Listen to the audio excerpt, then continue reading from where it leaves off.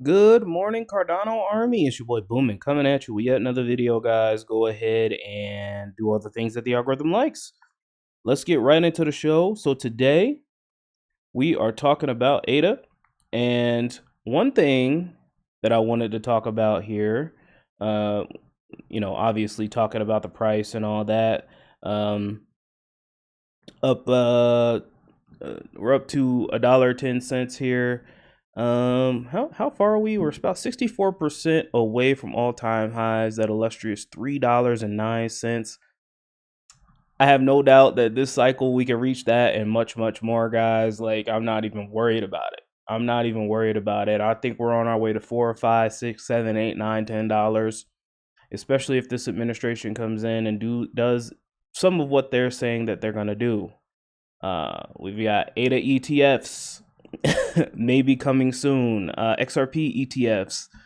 There's a lot of stuff coming in crypto, and 2025, 2026 should be a really, really good year. So that's enough with the price. Now, I posted this yesterday here. Only 210 of y'all voted. I mean, I'd like to get some more engagement on these posts here.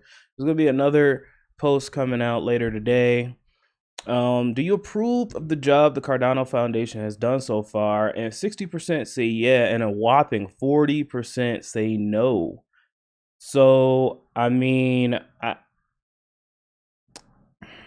do we even know what they do? Do we even know, why they're here? That's the question that we need to be asking ourselves. And I wouldn't be able to tell you. I've been in Cardano since 2019, and I still don't know what the Cardano Foundation does. I still don't know what major partnerships they've come out with. Maybe I'm missing something. Maybe I'm missing something, but it seems to me like these guys are just collecting checks from our treasury. So I mean, 60% of you seem to view them in a positive light. So if you guys can comment down below, and maybe I'm missing something, that's perfectly fine. But we need that USDC integration. We're going to be talking about another stablecoin coming to Cardano. Will it be adopted? I don't know. But the only thing I do know is that USDC is adopted, So that was my whole rant a couple of days ago. I know y'all didn't like that video, but it's just like, guys, like, we're in the big leagues now. Crypto has been legitimized now. It's time for Cardano to dominate. All right? It's nice being in the top 10 for, the 7 years that, or however long Cardano's been in inception, since 2017. It's nice, okay? But I'm greedy. We should be above Dogecoin. We should be above Solana. We should be above Tether when it comes to market cap. Cardano should be in the hundreds, 200s, $300 million market caps, in my humble opinion. And I think we could get there if we had easy on and off ramps. Somebody posted in my comment section yesterday talking about, only Moon Boys or only number go up crowd want USDC.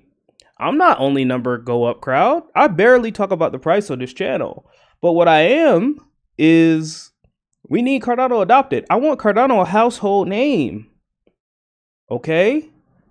When normies and noobs come and talk about crypto, they're not talking about Cardano. They don't even know what the frick Cardano is. And that's a problem. Okay? You ask a normie, go ahead. You don't believe me? Go ask one of your normie friends who you haven't talked to about crypto. What cryptos do they know about? They're going to say Bitcoin. They might say Ethereum, and they're going to say Solana. Why? Cardano's been around a lot longer than them. Cardano's done way more than Solana's ever done. They might say Dogecoin, which is a meme coin, for goodness sakes, guys. Come on now. We need Cardano legitimized, and I think one way we could do that is USDC integration. It just brings in so much. It just brings in so much DeFi. The amount of DeFi arbitrage on Cardano that's possible is insane. But Ethereum maxis, Bitcoin maxis, Solana maxis aren't going to come to Cardano because there's no easy way to cash out without going to a centralized exchange. That was my whole argument. So comment down below, let me know what you guys think. Let's go ahead and move on here. So we got crypto Dan here. Awesome.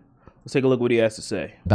Bitcoin OS has been kind of talking about Cardano again. If you just scroll on their timeline in recent days, they are talking about Cardano again.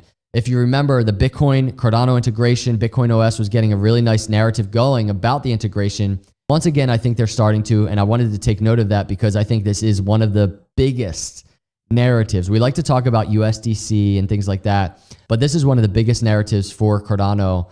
Just look at this. Thanks to BOS and Cardano and other chains, Bitcoin won't make the same mistakes. Bitcoin OS has been kind of talking about Cardano again. If you just scroll on their timeline in recent days, they are talking about Cardano again. If you remember the Bitcoin Cardano integration, Bitcoin OS was getting a really nice narrative going about the integration. Once again, I think they're starting to, and I wanted to take note of that because I think this is one of the biggest narratives. We like to talk about USDC and things like that, but this is one of the biggest narratives for Cardano. Just look at this. Thanks to BOS and Cardano and other chains, Bitcoin won't make the same mistakes. And I would agree with that as well, but I still do think that, you know, USDC, USDT, it can't hurt, okay? None of these integrations can hurt us, all right? There's some stuff out there about reversing transactions and all that. I understand that. I get all that. But again, right now, we are in a ecosystem where crypto has been legitimized somewhat. So if we want Cardano to get to where we need to get to, I think that this is imperative.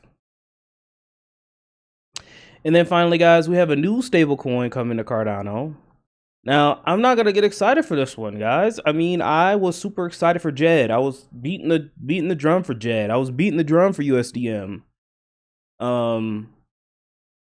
There's another stablecoin. I don't even remember. I can't even think about it. It's so irrelevant. All right, so I'm not saying it's the FUD. You guys know I'm a Cardano maxi. I don't gotta, you know, explain or prove my loyalty to Cardano. I do Cardano videos every single day, and I have done them for the past 5 years. So I don't have to explain my loyalty to Cardano. I'm just trying to keep it real, guys. Nobody's gonna use this, okay? Nobody is going to use OUSD. There's not gonna be enough liquidity. Okay, and we're getting into the big leagues now, guys. The bull run is almost here. We need to take advantage. So let's take a look at this video, guys. If you guys care, I know some of you guys, you know, are super, you know, fundamentals driven, and that's fine. I used to be that way. But at the end of the day, it's about making money, man. That's what it's about. And Cardano's going to be here for a very long time. Cardano's not going nowhere. We might as well make the most money we can while it's here. So I'm gonna play this. I love y'all, and I'll talk to y'all tomorrow with the Vechain and Cardano updates. Have a good day. So let's imagine you buy $100 worth of crypto, but by tomorrow it's only worth $60. That's honestly the reality of the crypto space. It's chaotic and basically unpredictable. Now imagine you buy a stablecoin that keeps your value steady, but also grows it. That's the promise of OUSD, a stablecoin built differently, and it's coming very soon to Cardano, and it's designed to do what most stablecoins can't. So how does OUSD stand out from other stablecoins? Let's break it down. First, OUSD's main selling point is free yield with just one click. Here's how that works. You basically hold OUSD like digital cash, and when you're ready to earn, you stake it. Once staked, it transforms into SOUSD. This is a version of OUSD that generates yield by tapping into DeFi opportunities like lending and borrowing platforms. Now, what's great is that you don't need to actively manage or monitor anything. Basically, there's no extra complex steps, no daily monitoring. It's 100% non-custodial and automated. So one click and you're earning. Now here's where OUSD breaks the mold. Now most stablecoins just sit there with passive reserves. You know, this is stable, but it's not really productive. OUSD uses active reserves to generate returns. What this means is the system allocates assets dynamically, adjusting based on market conditions. So all in all, it ensures that no capital sits idle, so every dollar is working for you. Now let's talk cost, or I guess rather the lack of them in this case. With OUSD, minting is completely free. No fees, no hidden charges. You can turn stablecoins into OUSD without paying a dime. And swapping, it's also free because OUSD has its own reserves that act like a built-in decentralized exchange. So you don't have to rely on any external platforms for liquidity. You can swap tokens directly, quickly, and without transaction fees. This will make OUSD one of the most cost-effective stablecoins out there. Now, stability is key for any stablecoin, and OUSD takes this very seriously. Because instead of relying on a single asset, OUSD is backed by multiple stablecoins like, for example, USDM or USDA. This means it's not dependent on just one stablecoin to hold its value. In fact, let's say if one stablecoin has issues, the others can help it to remain stable. On top of that, OUSD has built-in stabilization mechanisms to maintain its value within a 1% range. Even in a volatile market, OUSD is designed to stay steady. One of the most user-friendly features of OUSD is its flexibility because there's no staking lock. So basically you can access your funds whenever you need them. And because the system is designed to avoid liquidations, you don't have to worry about losing your assets unexpectedly. This gives you the freedom to manage your holdings and respond to market conditions however you see fit. Let's be real, no system is perfect. Now, while OUSD has built-in safeguards, there are still risks to consider. For example, smart contract risks.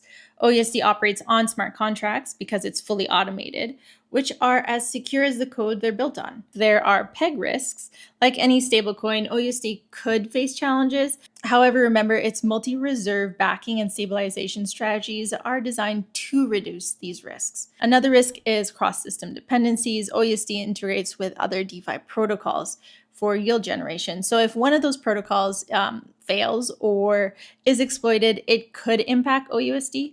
And another is market volatility. While OUSD itself is stable, the assets it interacts with in DeFi strategies may be exposed to volatility. By understanding these risks, you can use OUSD wisely and with confidence. So just a quick recap here. Most stablecoins only focus on one thing, and that's stability, but OUSD changes this. It's stable when you need it to be, and profitable when you want it to be. It's a safe entry point for beginners. It's a flexible tool for DeFi pros, and it's built for long-term reliability on the secure Cardano blockchain. But it's just one piece of the Optim Finance puzzle, because when you combine it with their other tools like Optim Bonds and liquidity pools, you can build a diversified yield-generating portfolio all within the secure Cardano ecosystem.